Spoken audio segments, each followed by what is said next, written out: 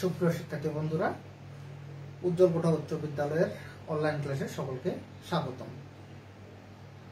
আশা করি সকলেই ভালো আছো। আমিও ভালো আছি। আজকে আমি তোমাদের নবম দশম শ্রেণীর পদার্থবিজ্ঞানের কাজ শক্তি ও ক্ষমতা অধ্যায়ের নিয়ে আলোচনা করব। আজকে আমি গত দুই ক্লাসে কাজ এবং শক্তি নিয়ে আলোচনা করছি। আজকে আমি তার কিছু অংশ নিয়ে আলোচনা করব। তো আজকে আমাদের আলোচনার বিষয় হচ্ছে, আজকে আমরা শক্তির নিত্যতা সূত্র সম্পর্কে জানব। পরন্ত বস্তুর ক্ষেত্রে শক্তির নিত্যতা সূত্র প্রতিপাদন বা সেটা প্রমাণটা সেটা করার চেষ্টা করব, এবং এই বিষয়ে কিছু যে গাণিতিক সমস্যাগুলো আছে সেই সমস্যাগুলো সমাধান করার চেষ্টা করব। তো আমরা আমাদের ক্লাসে চলে যাই। শক্তির নিত্যতা সূত্র। গত ক্লাসে আমরা জানছিলাম যে মোট শক্তি মোট শক্তি ছিল বিভব শক্তি এবং গতিশক্তির সমষ্টি, মানে E ইকুয়াল ইপি প্লাস ইকে, মানে যেখানে ইপি ছিল আমার কত আছে mgh আর ইকে ছিল হচ্ছে হাফ m v স্কয়ার। ঠিক আছে, এই বিষয়গুলো আমাদের গত ক্লাসে আলোচনা ছিল। আজকে আমরা পড়ব শক্তির নিত্যতা সূত্র। শক্তির নিত্যতা সূত্র হইল, শক্তি সৃষ্টি বা ধ্বংস করা যায় না। শক্তি সৃষ্টি বা ধ্বংস করা যায় না, শক্তিকে এক রূপ থেকে আরেক রূপে স্থানান্তর করা যায় মাত্র। এটা হচ্ছে মোট শক্তির নিত্যতা সূত্র। বা ওর পক্ষে বলতে পারি, শক্তি পৃথিবীতে মোট শক্তির পরিমাণ অপরিবর্তনীয়। একে সৃষ্টি করতে পারবো না বা ধ্বংস করতে পারবো, শুধু আমরা কি করতে পারবো, রূপান্তর করতে পারবো। তার মানে এখানে মোট শক্তি ইকুয়াল হচ্ছে আমি কি ধ্রুবক। মোট শক্তি না ধ্রুবক, এটা হচ্ছে শক্তির নিত্যতা সূত্র। চলো আমরা কি করি, পরন্ত বস্তুর ক্ষেত্রে এই সূত্রটা প্রমাণ করি। ঠিক আছে, প্রমাণ করার জন্য এখানে লিখি শক্তির নিত্যতা সূত্র প্রতিপাদন। ঠিক আছে, শক্তির নিত্যতা সূত্র প্রতিপাদন। এটার জন্য প্রথমে আমরা ধরে নেব যে একটা বস্তু, এম ভরের একটা বস্তু, সেটা হচ্ছে কি যে ভূমি থেকে এই যে উচ্চতায়, টোটাল ডিস্টেন্স ধরে মূলত হচ্ছে এই যে উচ্চতায় এ বিন্দুতে স্থির আছে। ঠিক আছে, মনে করি এম ভরের একটা বস্তু ভূমি থেকে এই যে উচ্চতা এই বিন্দুতে স্থির আছে। যেহেতু স্থির আছে, স্থির থাকলে সেখানে কোনো গতিশক্তি থাকবে না। সেখানে আমাদের স্থির থাকলে সেখানে কোনো গতিশক্তি থাকবে না। তার সমস্ত শক্তিটা হচ্ছে আমাদের কি বিভব শক্তি। তো এখান থেকে লেখা যায় এফ এ বিন্দুতে যদি আমরা বলি বিভব শক্তি ইফি ইজ ইকুয়াল টু হচ্ছে mgh। যেহেতু ভর আছে, আমরা অভিষেক ত্বরণ করছি এবং উচ্চতা এইখান থেকে। হ্যাঁ, একটা যে মনে রাখবা, বিভব শক্তির ক্ষেত্রে উচ্চতা পরিমাপ করতে হবে ভূমি থেকে উচ্চতর স্থানে। ঠিক আছে, এটা হলো এই বিন্দুতে বিভব শক্তি ইপি সমান mgh। আবার এ বিন্দুতে যদি আমরা আসি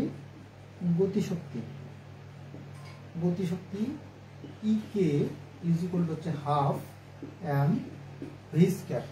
বুঝছে, এইখানে হাফ m এটা 0, কারণ এই অবস্থানে বস্তুটা যেহেতু স্থির আছে তাহলে কি 0, অতএব কি আমাদের 0। বুঝা গেছে? অতএব তাহলে এ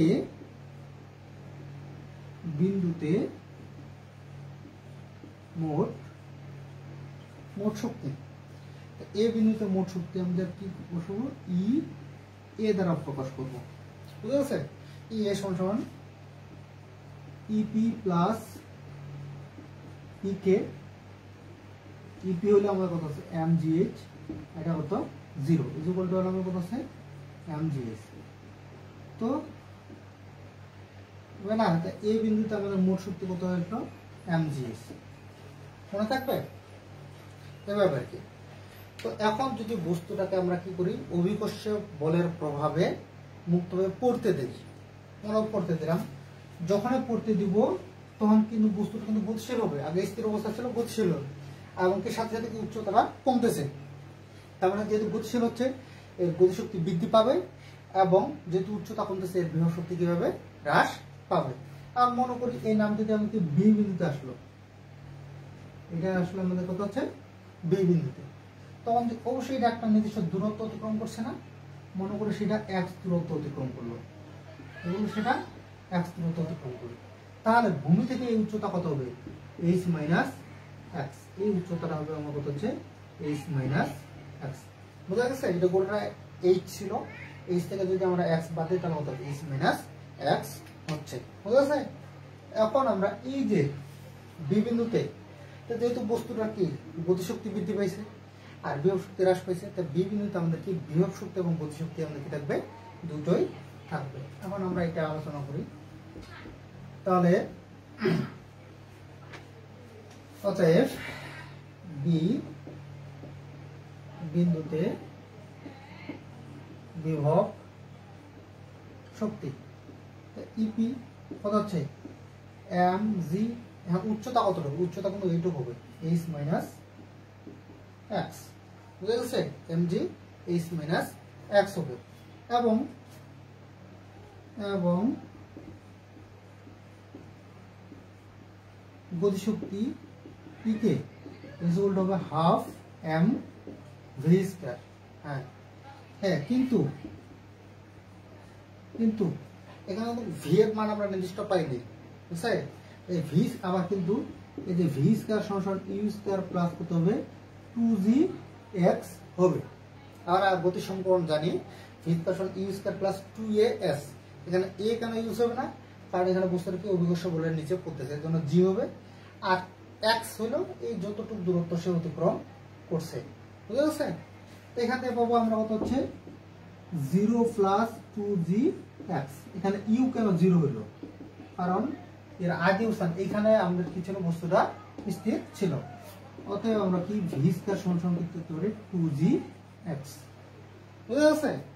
অতএব তাহলে গতিশক্তি আমাদের কি বাইরে হবে,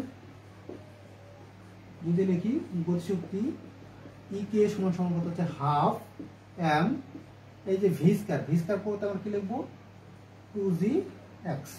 বুঝা গেছে? এই 2 এবং 2 কাটা গেল, শুধুমাত্র আমাদের কত হচ্ছে mg x আসলো। এটা বুঝা গেছে? তাহলে এই বি বিন্দুতে আমাদের বিভব শক্তি পেলাম mg h মাইনাস x, এবং গতিশক্তি পেলাম mg x। তো এখন তাহলে বি বিন্দুতে আমরা মোট শক্তিটা বের করি, এটা মিশাই দিলাম। হ্যাঁ, এটা থাক। অতএব বি বিন্দুতে মোট শক্তি ই ভি লিখলাম, এখানে আমরা জানি ইপি প্লাস ইকে। তাহলে এখানে ইপি আছে, ইপি আমরা পাইছি mg h মাইনাস এক্স, আর এটা পাইলাম mg x।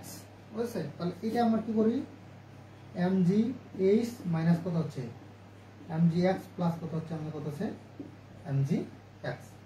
এটা গেল কাটা, তাহলে শুধুমাত্র আমরা কি পাইলাম, এর বলে আমার কত হচ্ছে mg h। তো দেখো তো বন্ধুরা, পেলাম আমরা এ বিন্দুতে আমরা মোট শক্তি পাইছি mg h, আর বি বিন্দুতে পাইলাম আমরা কত হচ্ছে mg h। বুঝছে? এরকম ক্ষেত্রে যদি বস্তুটা যদি সি বিন্দুতে বা ভূমিতে পর্যন্ত পৌঁছায়, সেক্ষেত্রে আমাদের কি হবে mg h হবে। বুঝা গেছে? এটা দেখো, এ বিন্দুতে আমার মোট শক্তি, বি বিন্দুতে মোট শক্তি, সি বিন্দুতে মোট শক্তি আমাদের কি হচ্ছে এভাবে হবে, সি ইজ ইকুয়াল টু আর কত হচ্ছে mg h। যেহেতু মোট শক্তিটা ধ্রুব থাকলো না, এটাই। অতএব লিখতে পারবো আমরা কত হচ্ছে ইএ ইজ ইকুয়াল টু ইভি এবং কি ইসি। এটা হচ্ছে আমাদেরকে শক্তির সংরক্ষণশীলতা নীতি। বুঝতে পারছেন? এটাই। এখন আমরা কিছু গাণিতিক ফর্মুলায় চলে যাই। ওকে, মিশাই দিলাম। মাঝে মধ্যে এই ধরনের কিছু প্রশ্ন আসে যেটা আমাদের কনফিউজ করে আর কি। এরকম একটা চিত্র দেওয়া থাকে, মনে করে আমাদের কাছে 5 কেজি দেখেন, 5 কেজি একটা ভর বস্তুকে আর ভূমি থেকে আমরা কি করলাম 100 মিটার উচ্চতায় উঠালাম।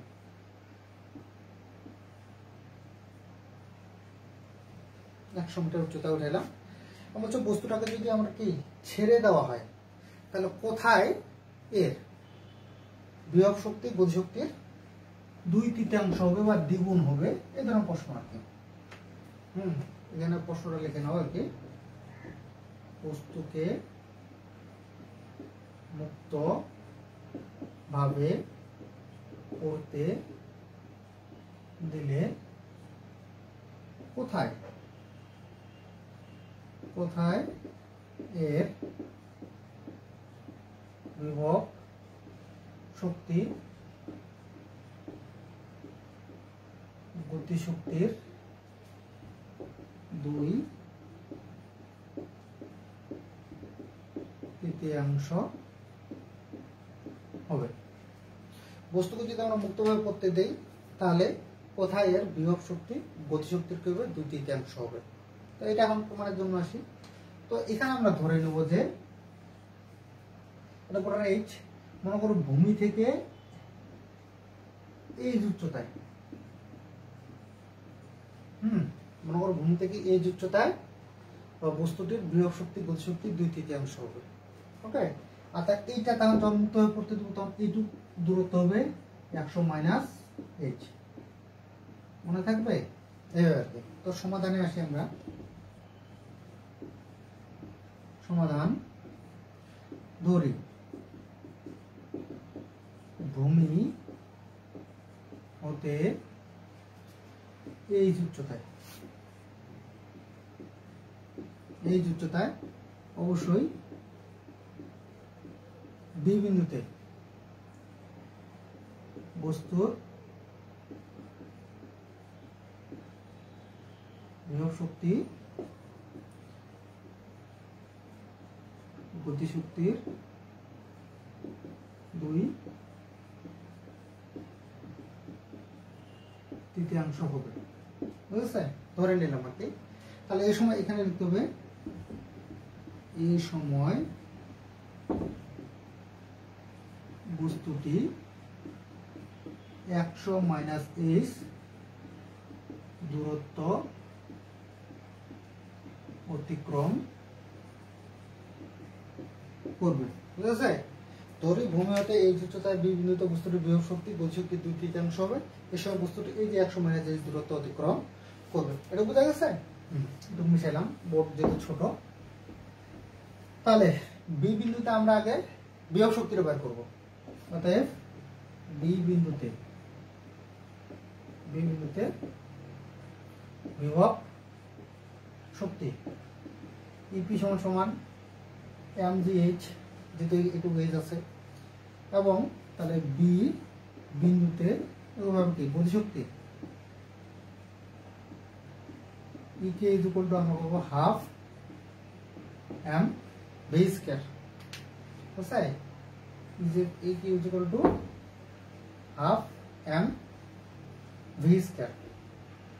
এখানে এই যে ভি স্কয়ার সমান কি লিখতে পারবো, আবার ইউ স্কয়ার প্লাস 2g, অত্যন্ত দূরত্ব কত হচ্ছে 100 মাইনাস এইচ। ঠিক আছে? বা এখানে ভি স্কয়ার সমান 2g 100 মাইনাস এইচ হবে, কারণ এখানে ইউ ইজ ইকুয়াল টু আমাদের 0 আছে। এই মানটা এখানে বসাই, তাহলে কি হবে